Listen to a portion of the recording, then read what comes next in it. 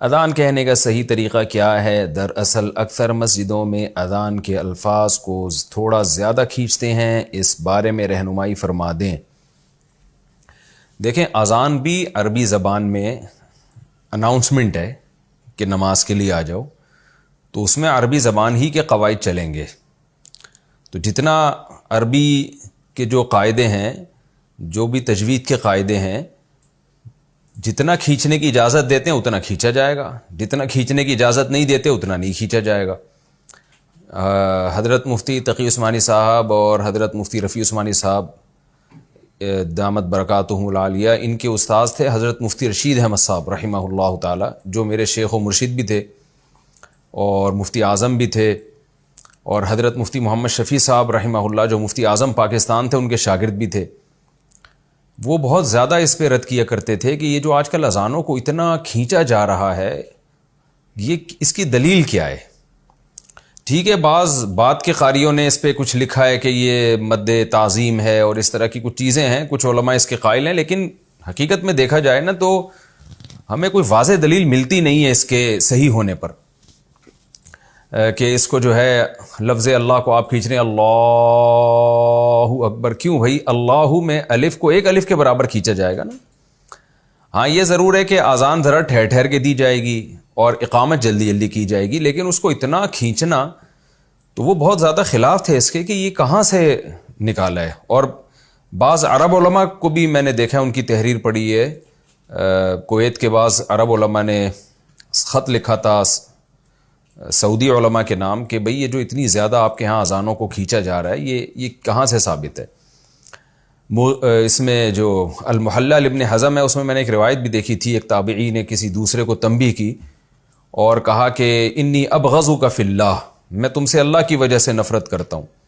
یہ روایت انشاءاللہ میں کسی وقت اس کے ریفرنس پیش کروں گا، ابھی تو چونکہ کئی سال پرانی بات ایک ذہن میں آ گئی ہے تو اس لیے وہ میں آپ کے سامنے ایسے ہی پیش کر رہا ہوں۔ ویسے بھی آپ یہ الفاظ اگر مکتبہ شاملہ میں لکھیں تو یہ الفاظ آ جائیں گے انشاءاللہ۔ المحلہ ابن حزم ان کی کتاب میں، انی ابغضک فی اللہ، میں اللہ کی وجہ، مؤذن سے انہوں نے کہا کہ میں تم سے نفرت کرتا ہوں اللہ کے لیے۔ انہوں نے کہا کیوں بھائی؟ انہوں نے کہا لأنک تتغنی بالقرآن بالاذان، کہ آپ اذان کو گانے کی اسٹائل میں پڑھتے ہیں، یعنی بہت زیادہ اتار چڑھاؤ اس میں بہت زیادہ ہوتا ہے، تو یہ مناسب نہیں ہے۔ میں ناجائز حرام نہیں کہہ رہا، لیکن اتنا زیادہ اذانوں کو کھینچنا اور کھینچتے چلے جانا یہ بالکل بھی مناسب نہیں ہے۔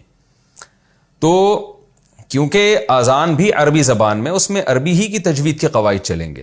اب آپ دیکھیں نا، پورے قرآن میں لفظ اللہ کو کہیں بھی ایک الف سے زیادہ کھینچا گیا ہے؟ کہیں بھی نہیں ہے۔ ہاں، جب آگے وقف ہوگا تو اس کو پھر کھینچ سکتے ہیں۔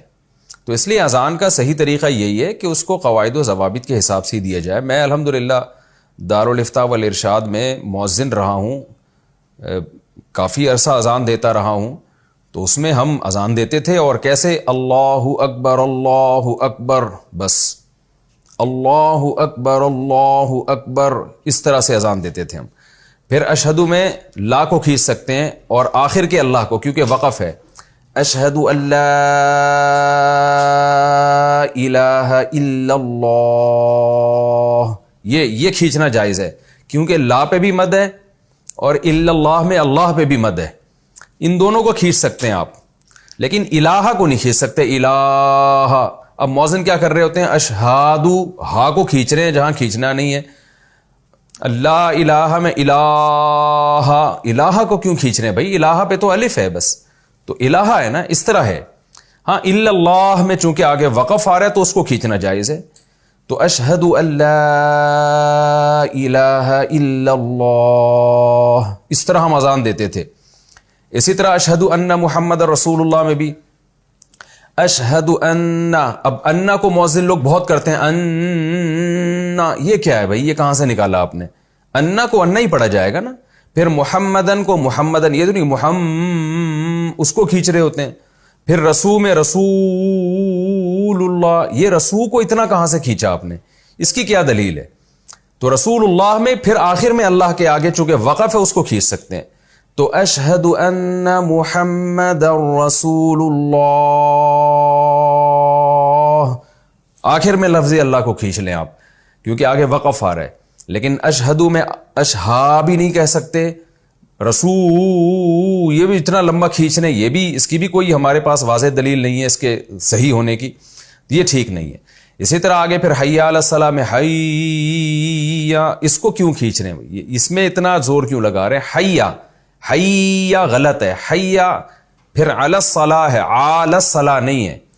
حی علی الصلاۃ، صلاح کو کھینچ سکتے ہیں آپ کیونکہ آگے وقف آ رہا ہے اس میں. تو اسی طرح حی علی الفلاح، تو آگے ہے اللہ اکبر اللہ اکبر، پھر لا الہ الا اللہ، لا کو بھی کھینچ سکتے ہیں اور الا اللہ میں اللہ کو بھی کھینچ سکتے ہیں کیونکہ دونوں پہ مد ہے. لیکن لوگ کیا کر رہے ہوتے ہیں ہمارے مؤذن حضرات، لا کو کھینچے نہ کھینچیں الہ کو بھی ساتھ میں کھینچنا شروع کر دیتے ہیں. تو اس کی کریکشن کی ضرورت ہے. میں مؤذن حضرات سے پوچھتا ہوں کہ اگر آپ ان قواعد کو نہیں مانتے تو پھر آپ بتائیں نا کیا اصول ہے. کسی بھی لفظ کو جیسا چاہو جتنا چاہو کھینچ لو، اور اس میں تعظیم کی، یعنی یہ جو مؤذن لوگ کہتے ہیں یہ تعظیم کا مد ہے، تو یہ تعظیم کا مد ہمیں اسلاف میں نہیں ملتا کہیں بھی. بعد کے قاریوں نے یہ باتیں لکھی ہیں، اس پہ بعض علماء کی رائے ہے کہ یہ جائز ہے، لیکن وہ بعد کے قاریوں کا اعتبار نہیں ہے، وہ کس یعنی عربی زبان کے کس قاعدے کی بیس پہ انہوں نے لکھا ہے یہ. تو اس لیے اذان کو ٹھیک ہے آپ خوبصورت آواز میں دیں اذان، یہ تو بڑی اچھی بات ہے، لیکن اس کو بہت زیادہ اتار چڑھاؤ کر کے جہاں مد ہے وہاں چھوڑ دینا، جہاں نہیں ہے وہاں کھینچنا، یہ ٹھیک نہیں ہے چاہے کہیں بھی ہوتا ہو. تو اس لیے اس کی کریکشن میں حرام حلال کی بات نہیں کر رہا، لیکن یہ ٹھیک نہیں ہے، نامناسب ہے یہ.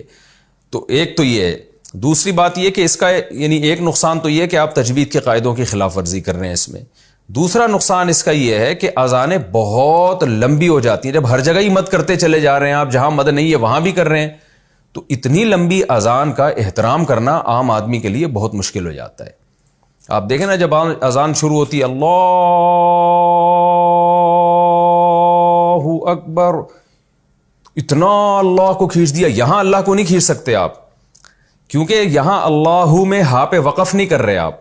تو اللہ میں جب ہا پہ وقف نہ ہو تو پھر اللہ ہوتا ہے، اللہ نہیں ہوتا. تو وہ اللہ اتنا لمبا کھینچتے ہیں. اذان کا تو احترام لازم ہے، اس میں انسان باتیں چھوڑ دے، اذان سنے، اس کا جواب دے. اس میں ٹیلی ویژن دیکھ رہا ہے، کوئی پروگرام دیکھ رہا ہے، تھوڑی دیر کے لیے رک جائے، آواز آہستہ کر دے. تو احترام کیسے ہوگا اگر آپ اتنی لمبی اذان کھینچیں گے؟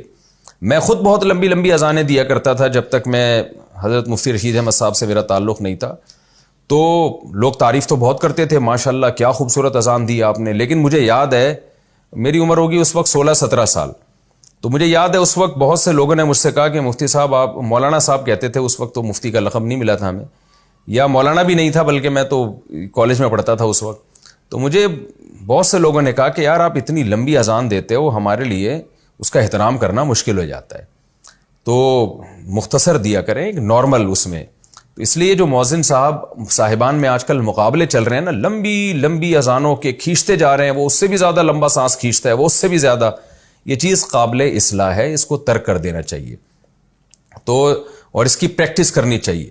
میں جب اذان دیا کرتا تھا تو اگر ذرا سا بھی لفظ اللہ کی الف کو کھینچ لیتا تھا نا، مفتی رشید احمد صاحب رحمہ اللہ نیچے آتے تھے، کہتے تھے بھائی جتنا ہے اتنا رکھیں. کبھی وہاں اور بھی کوئی مؤذن تھا اس کو بھی نہیں اجازت دیتے تھے. تو اللہ اکبر بس، اللہ اکبر اشہد ان لا